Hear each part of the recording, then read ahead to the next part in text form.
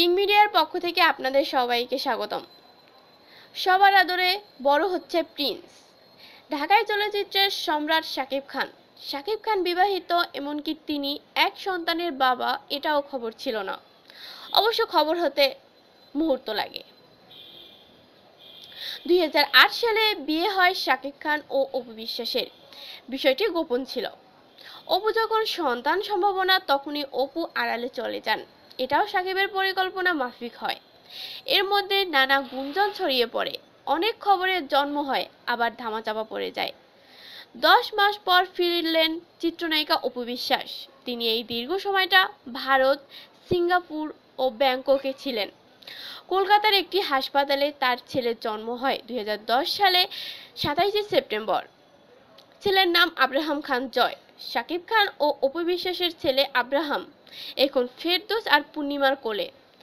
আজ 23 জুলাই, রোববার সকালে এই ছবিটি দিয়ে অপু বিশ্বাস ফেসবুকে লিখেছেন, সবার আদরে বড় হচ্ছে প্রিন্স। এখন তারা সবাই ব্যস্ত মহড়া নিয়ে। আগামীকাল 24 জুলাই বিকেল 4:30 রাজধানীর বঙ্গবন্ধু আন্তর্জাতিক সম্মেলন কেন্দ্রে দেওয়া হবে 2015 সালের জাতীয় চলচ্চিত্র পুরস্কার। বিজয়ীদের হাতে পুরস্কার তুলে দেবেন প্রধানমন্ত্রী শেখ হাসিনা।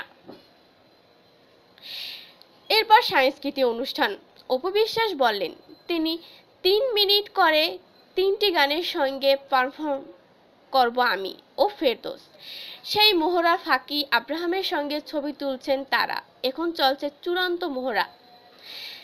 এবার জাতীয় চলচ্চিত্র পুরস্কার প্রধান অনুষ্ঠানটি সমন্বয় করছে বাংলাদেশ চলচ্চিত্র শিল্পী সমিতির সভাপতি মিশা সওদাগর, চিত্র পরিচালক কবিরুল ইসলাম রানা, এফডিসির ব্যবস্থাপনা পরিচালক তপন কুমার ঘোষ এবং নৃত্য পরিচালক মাসুম বাবুল।